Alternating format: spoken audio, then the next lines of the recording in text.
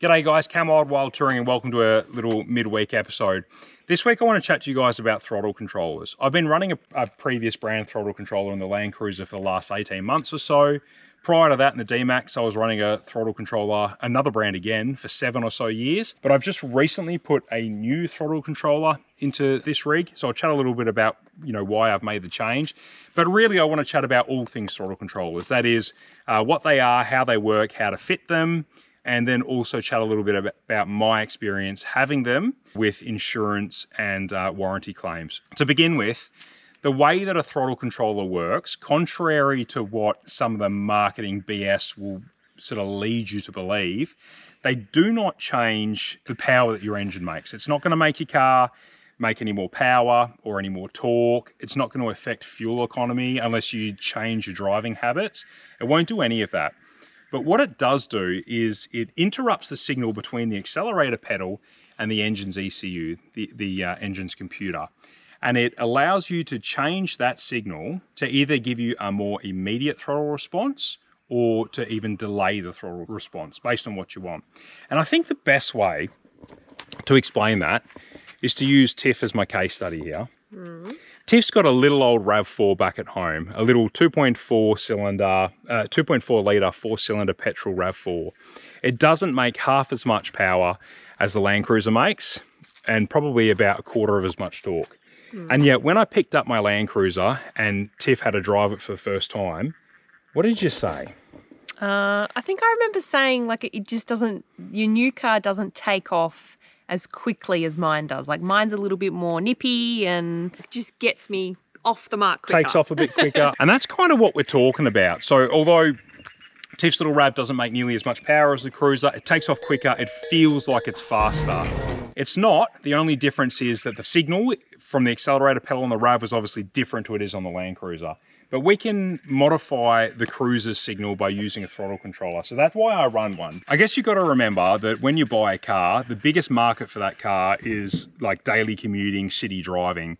Most people aren't adding a heap of extra weight to their vehicles. They're probably not going to tow a 3.5 ton caravan. They're probably driving in city traffic, stop-start traffic. They're not driving off-road with tyre pressures down on the beach and all the rest of that kind of stuff. So they want to deliver the consumer the most smooth, comfortable drive they can. So they program in a little bit of lag, a little bit of delay into that accelerator pedal so that it's not jerky when you're in stop-start traffic in the city. That's all good, but for people like me that do all those things, they tow heavy stuff, they go full driving, they've added a heap of weight to their car, I want a little bit more of that snappiness back in the pedal. I want to put my foot down and it start to move. Which brings me on to another point I wanted to make. Rather than fitting a throttle controller, why don't you just squeeze your foot down harder on the accelerator pedal? It doesn't work like that because the delay is still there. Without a throttle controller, if I mash my foot to the floor, it takes seconds before it actually delivers that acceleration. A throttle controller changes that signal and it gives you but depending on what setting you've got, much faster response so that you get that acceleration straight away. It doesn't make any more power or anything like that, but it gives you that acceleration quicker without the lag. I think that's the best way to explain it. As well as giving you faster acceleration and less delay when you want it, and that's how most people would use a throttle controller, and that's how I use it. There are other settings on these units to give you a more delayed throttle response, which you might want, for instance, if you're in low range and you're climbing a really technical off-road rocky section. You don't want to be, lurching forwards and backwards every time you touch the accelerator. You might want to dumb that down a little bit, get a little bit more control back, and delay that throttle response. So they have functions on the one that I'm using, like crawl mode, and which will do that, which will delay that. Anyway, on that note, I am running the iThrottle throttle controller. Look, all throttle controllers I've ran, this is the third different brand one I've had, and I've got to be honest with you, they're all much of a muchness in the pre-programmed settings that they have on them. The only reason that I've swapped out my existing one for this new one is because this one had a much better display. It's easier to read. I can toggle through the different settings and adjust them without having to pull up a manual or connect it to an app or anything like that. The previous brand I ran worked really well, but I found that I wasn't adjusting those settings for those different driving scenarios like I was talking about, because it just had a series of LED lights on it and I forgot what mode it's in. I'd have to bring up connect to an app or bring up the manual every time I wanted to change the settings. So that was my main reason for fitting this new iThrottle. There was one other reason, which I'll show you shortly when we toggle through a few of the different settings on these things. But I think before we do that, I'll show you how to fit this. So I fit my one a couple of weeks ago. Really straightforward. I'll show you how I did that now. Rightio, so this iThrottle pedal controller is really, really easy to fit. We're literally talking a 30, 40 second job, right? It's totally plug and play. You don't have to remove any bolts. You don't have to remove any trim. I've made it a little bit more difficult for myself because I want to show you exactly what that looks like. So I've pulled my accelerator pedal out, much to Tiff's disgust. So that is what your car's accelerator pedal looks like. This is everything that you would have got with your throttle controller. This is the display, this is the harness, and this is the bit that talks to your throttle controller.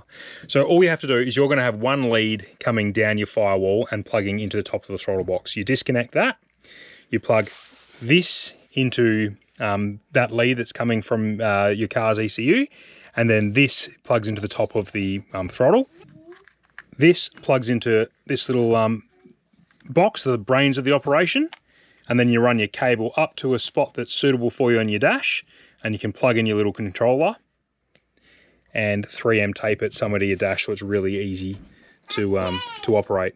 And that's it. So I'll go back to the car and reinstall that accelerator pedal now, clip everything in, and I'll show you where I'm going to put this on the dash. We'll start the car and we'll run through a few of its features. Now I've mounted mine quite up high here on the dash. It's a bit of an obnoxious spot to put it really, but I wanted it somewhere really easy to see and easy to play with so that I could have a little bit of a play with the different settings and see which ones I liked, and then fine tune it to work out exactly what was working well for me. Most people would probably mount them somewhere down like this, out the way, a little bit less conspicuous. It does come with 3M tape on the other side. I've added a little bit of Velcro on mine. I wanted to be able to remove it and move it to different places until I found the home that's going to finally live in. But for now, it's going to sit here while I'm playing with it. So I'll run through some of the different modes. Boost mode is going to give you more throttle response, and that's probably what most people are going to be getting around with every single day. This is what I'd use if I wasn't towing the caravan, and I found Boost mode 2 takes out all the lag that I want out of the accelerator pedal, and that would be my everyday sort of drive there. Obviously, if you increase the sensitivity there, you'll increase the throttle response and make it, you know, take off a little bit, take out more of that throttle delay the higher up you go. But I found 2 is good for me. The mode button is what you're going to use to toggle between the different settings.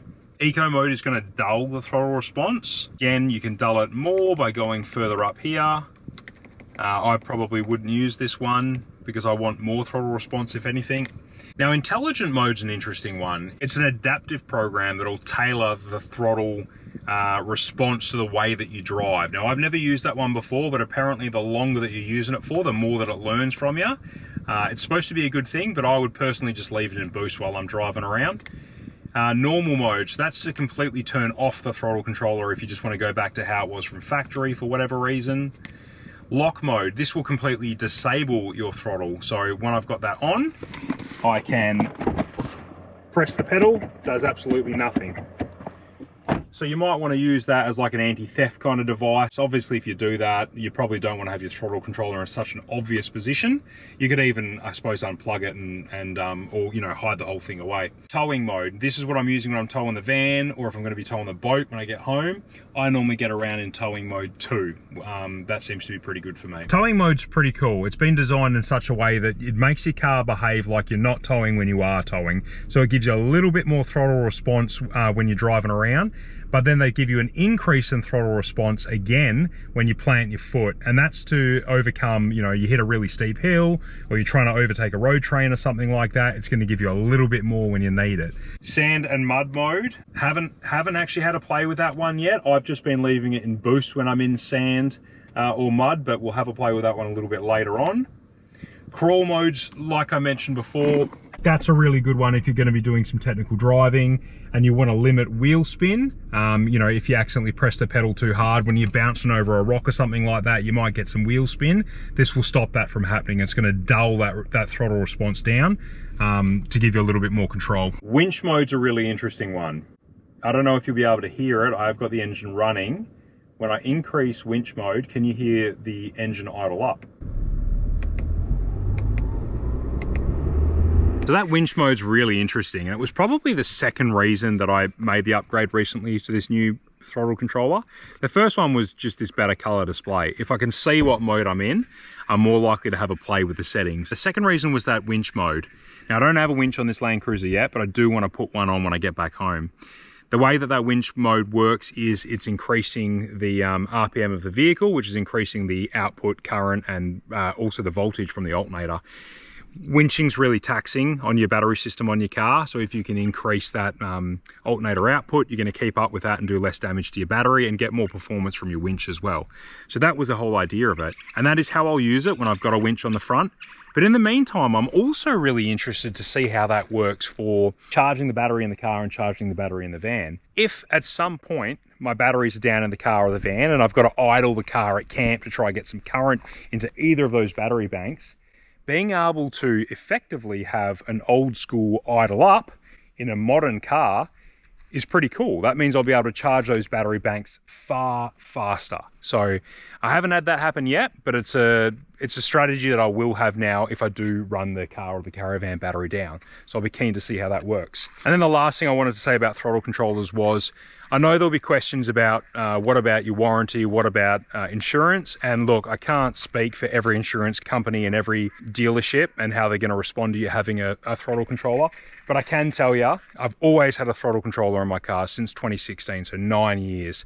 And I've had multiple warranty claims and multiple insurance claims. I've never removed the throttle controllers when I take the car into the workshop, and I've never had a problem about it.